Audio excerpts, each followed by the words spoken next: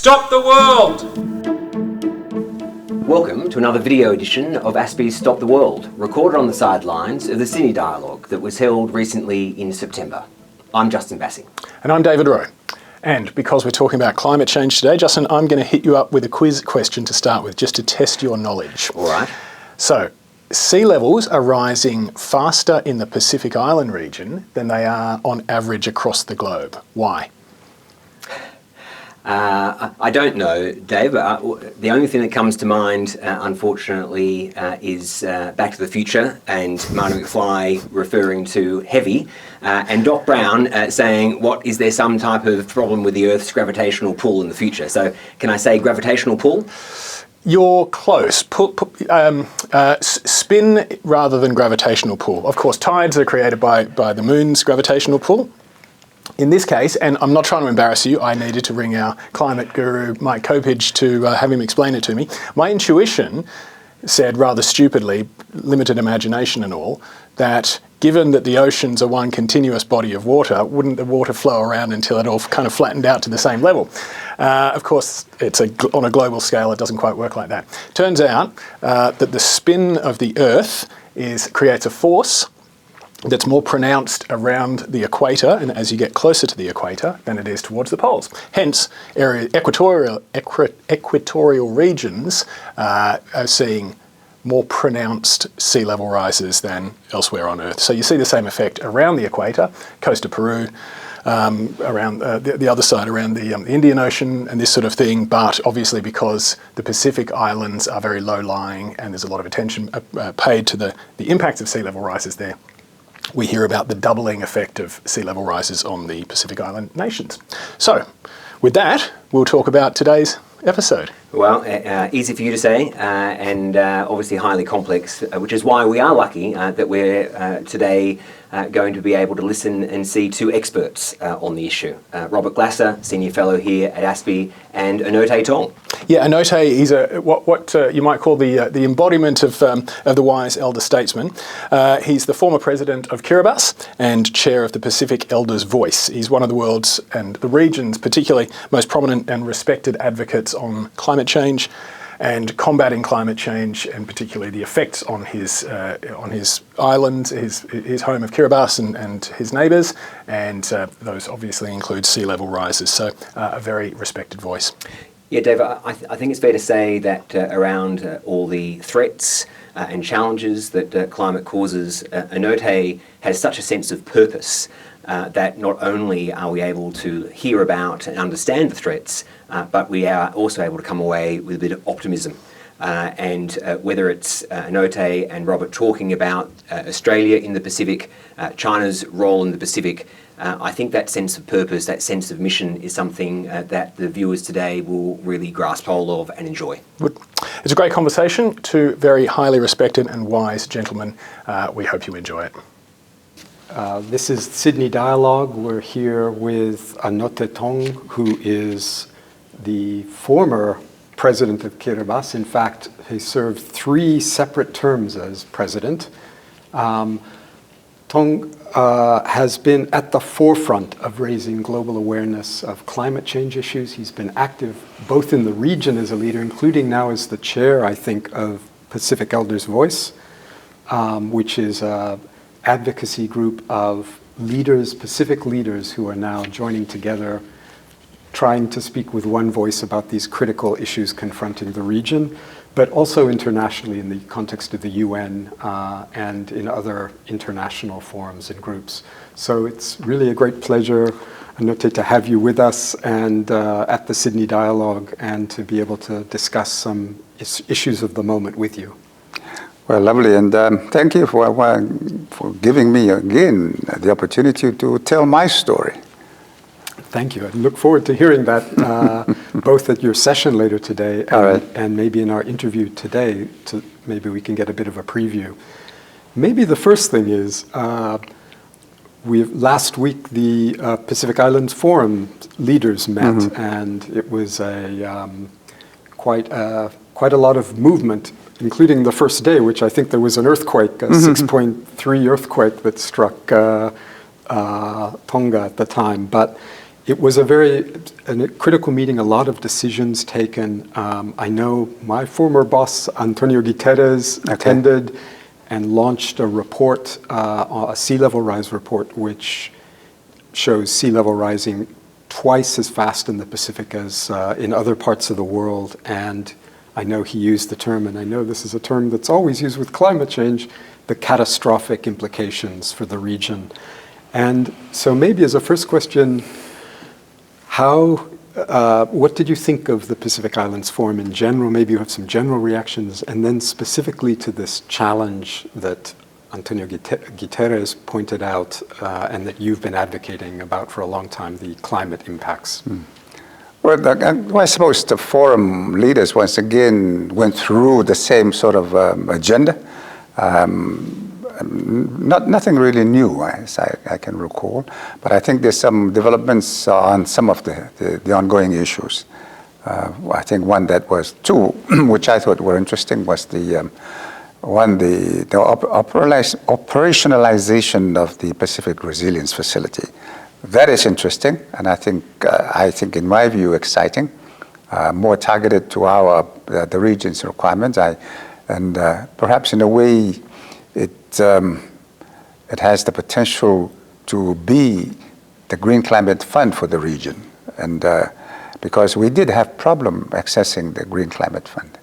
I think in the small countries in the midst of the wide world really have a problem competing for access to resources. So this is particularly welcome. Also, there was the police initiative that is interesting, particularly in the light of China's initiative earlier on to try and broker a Pacific Security Agreement. And so I can understand there'll be a lot of queries by the Pacific countries themselves as to what does this entail. Of course, there would be a lot of sensitivities about the sovereignty being overridden, and that is a serious question, particularly for small countries. And I think there's some unpleasant experiences in the past with something like this, with the Ramsey program in the Solomon Islands. Okay, so I think what happened in Solomon Islands, I think, and the leader at the time expressed great dismay at what happened, and none of us, when we listened, heard that, would ever want to see that happen to us. And so I think in seeing this move forward, there's got to be every care taken to ensure that there is not that sense that the sovereignty of the countries are being overtaken. I think by experience, only through experience can it be fine-tuned to work the way probably it's meant to operate. And of course, climate change is an issue.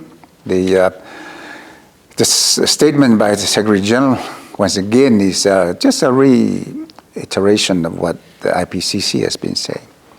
And I think it's an endorsement of our own experiences in our respective home islands.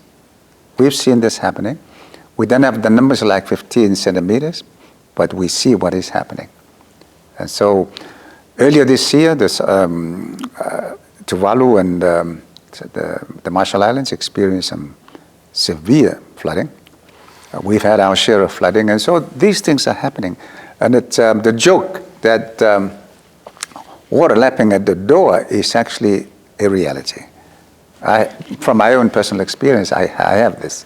The waves coming over my seawall, and I have to close my back door and wait for the tide to go, and then sweep out. So this is the reality, though. The contamination of the waterlands, that is an ongoing problem. And so these are the challenges we are facing today. And of course, the IPCC report, and particularly the sixth assessment report, is very clear that we have a serious threat coming.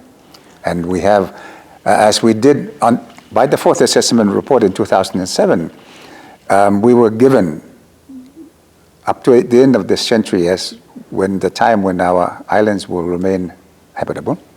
Now it's being moved forward to 2060, and things are not looking good. Maybe the next report would suggest that maybe it would move forward to 2040 or 2050. So all things are not looking good. You know, when you mentioned that just now about the water, I remember you reminded me of a panel I was on with you the first time I met you, and it was in the middle of the controversy about Australia's refugee policy. Mm-hmm. And you said, this was to the side, you mentioned to me, you know, I hope if my country disappears under the waves and I knock on Australia's door that you'll let me and my people in. Mm-hmm. And I thought that was such a sad, because if you put yourself in that situation and imagine your country has gone, disappeared, and you are asking someone else to open their door. It's such a profound and deeply sad thought that you just reminded me of that. Well, this is precisely the reason why I've always referred to climate change as the greatest moral challenge facing humanity. It's going to be the real test of our humanity. Yeah, I agree. So maybe there's so much negative news that report from GITET, the UN report, and IPCC reports, as you say, each report is saying, well, we got it wrong. It's worse than we thought. It rarely says something's better. Right. What, if you look for reasons for optimism, can you see, maybe if you can share some thoughts about that, Yeah, I mean, everything looks very gloomy at the moment. Nothing looks good because in spite of the Paris Agreement, everything else is happening but the reduction in emissions. We are way over. I'm also part of a Climate Overshoot Commission, a commission set up after the Paris discussions. And the task of the commission is to ensure that we don't overshoot. And my first comment was, sorry, for us, it's already overshot. And I think this is the point that I need to make more often, that here we are trying to focus on cutting emissions, and of course we must. But I think in the process we overlook the fate of those for whom climate change is already overshot. And we should be, and I've been advocating this for quite some time. There are no solutions no attention being focused on what to do with those communities, countries which will go underwater, whose people will have to deal with this. And it would require some very significant intervention. If it is going to be radical adaptation, so be it. But it's got to begin now, okay? And it's got to. So far, I've been trying to work on it towards the end of my term in office, but and I tried to do it after that. But there's just no focus on that. The international focus continues to be directed at that. Now we should be looking at the consequences for those for whom it's already too late. For example, Tuvalu, the Marshall Islands, Kiribati, and the most of the outerlying islands in virtually all of the Pacific countries, they'll be uninhabitable. Not just by 2060, but well before that. I mean, that is the deadline. But before that, a lot of things would have happened. So there is no discussion of what are these people to do. Especially this issue of it's too late for some places. We often describe the impact of climate change as, accelerating a huge, heavy train. And even if you stop producing greenhouse gases and the train will keep moving for a long time, it will take a long time to slow down. Just that inertia keeps the climate warming. So, yes. That point was made very clear in the fourth assessment report. The momentum of what's already in the atmosphere and the impacts of it will continue to raise global temperature, raise sea level, even if emissions are cut to zero tomorrow. And it doesn't look like they're even close to being cut to 50%. Not at all. And maybe that brings me back to a quote that I saw actually one of the Pacific Island colleagues make during the Pacific Islands Forum, which was basically that, let's see, where is his? It was Tuvalu's climate minister, Maina Talia, and this was a reference to Australia. He said that I'm quoting now, "Opening and subsidizing and exporting fossil fuels is immoral and unacceptable." And you've made similar comments about Australia helping with adaptation, but this more fundamental problem of reducing greenhouse gases. And Australia is one of the largest exporters of coal in the world. So, yeah, I'm wondering I guess I'm wondering a few things. There's a COP coming up that Australia wants to host in partnership with Pacific Island countries. And I'm wondering how much this issue of Australia's greenhouse gas exports through coal and gas and so on will play out in the region, and as we head to a COP that I'm sure Australia would like to be productive and smooth as well. Do you have any thoughts you can share with us on this? I think I have too many thoughts. That's the problem.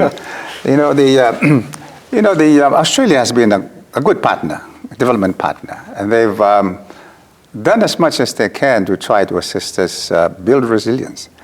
But the point that I make, and I made it yesterday with the commission, the parliamentary joint committee that I attended, is that whilst Australia, on the one hand, is providing us with the resources to build resilience, on the other hand, they're doing exactly the very thing that is destroying our resilience.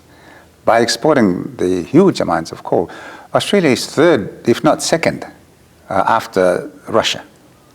Now, that is not a good reputation to have, and it's not conducive to a good relationship with the Pacific countries. I mean, how can we talk about climate change when Australia continues? I mean, can we credibly talk about dealing with climate change, trying to deal with the problem that we are facing or will face into the future, if the course of the problem continues to be dished out by a partner like Australia?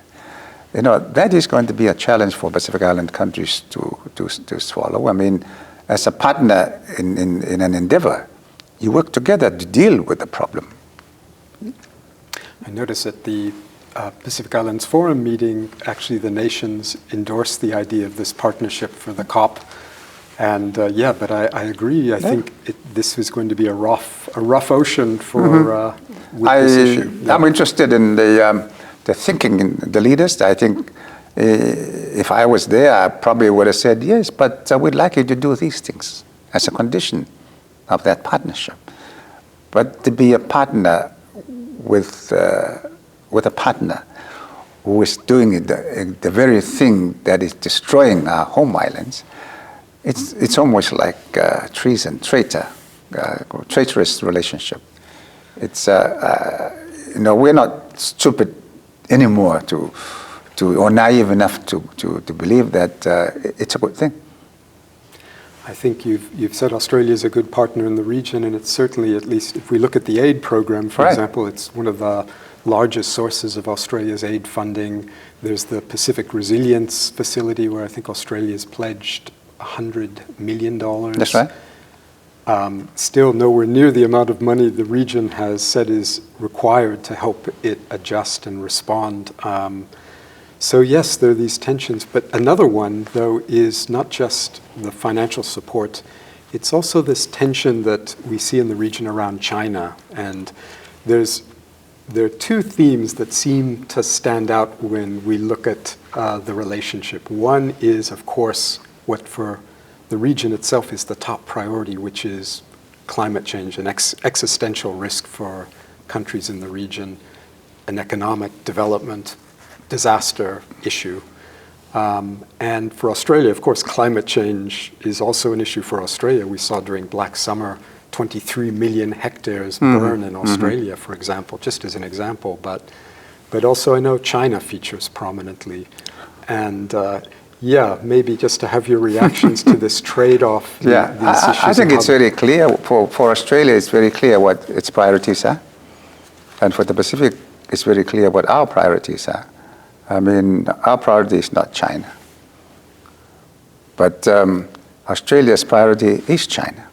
And I think this is very well reflected in the commitment that Australia has made to dealing with our climate issues, as opposed to, in a blink of an eye, committing over $300 billion to the security of the AUKUS program.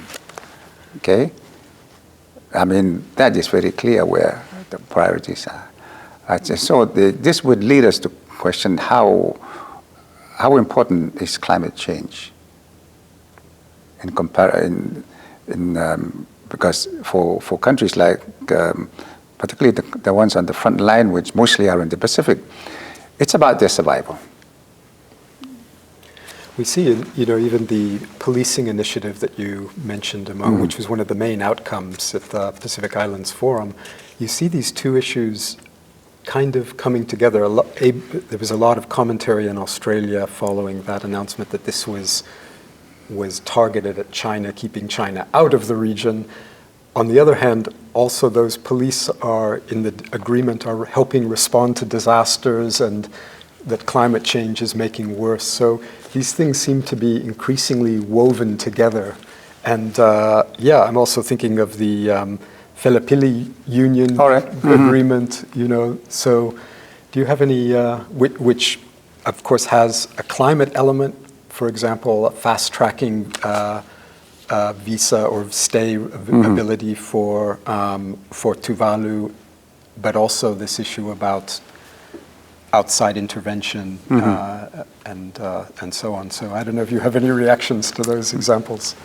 I know in the region there's been a mixed reaction from the region in response to the Philippine agreement. I know Kiribati has not subscribed to that. Tuvalu, I think, has continued with that agreement. Quite frankly, I think it's really a matter of choice for the individual to make. I think the function of government is to provide as many options as possible for its citizens. The choice must be left to the individual, but to say, no, you can't access this, that is dictating. I mean, the Philippine option, what are we doing? We are sending our people to work, seek employment here in Australia, in New Zealand. And the Philippines is actually a step beyond that. And it's not new. I mean, it's in some ways it's going beyond the seasonal worker scheme. It's going beyond the Pacific Access Category Scheme that New Zealand has offered to Pacific Island countries, providing a quota, an annual quota. This is virtually the same thing, except that this is much more open-ended, directed primarily at Tuvalu. Okay, in Kiribati, we haven't taken up this offer, and there's been no. The people are not. How they feel about it, they've not been asked how they feel about it. But the government has decided for the time being not to take up.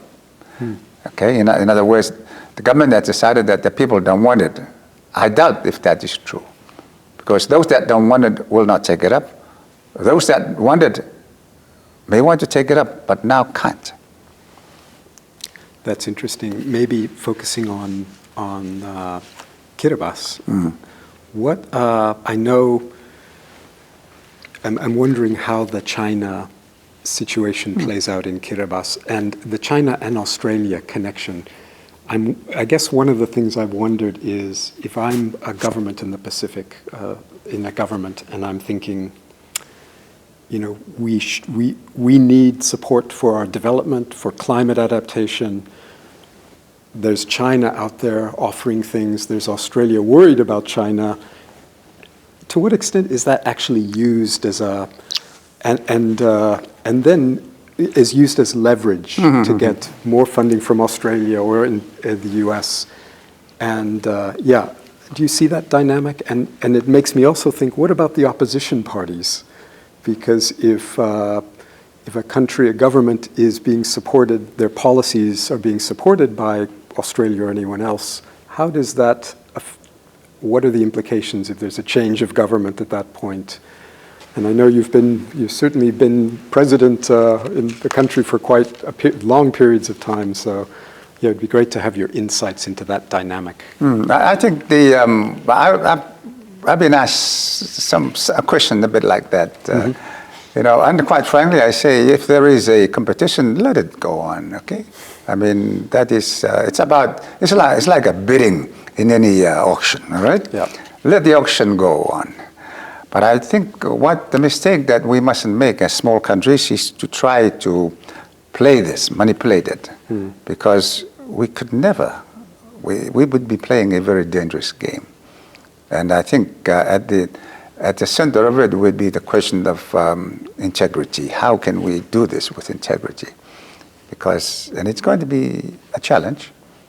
What is, let me dig a little further on that comment. What is the danger in that the credibility of the government is destroyed, or that you just become a pawn in the politics? Well, it's the question, there will come a question one day when the question would be asked, is this a government by the people for the people, or is this a government for the people controlled by somebody else? And that's going to be the question. Yep. Okay, are we truly operating as a sovereign, independent country?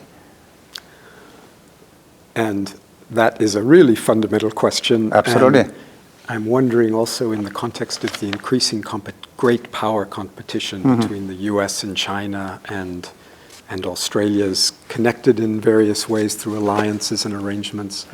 How does the Pacific maintain that integrity and that sense of not being caught up in this larger geopolitical action that's increasingly emerging, I would say, in our region? But the reality is that what the countries do is going to be guided by the leadership at the time, all right? And with changes, there will also be changes in policies and approach and relationships. I think that is inevitable. I think I think we've seen a bit of this in other countries in the Pacific over recent months, or recent time.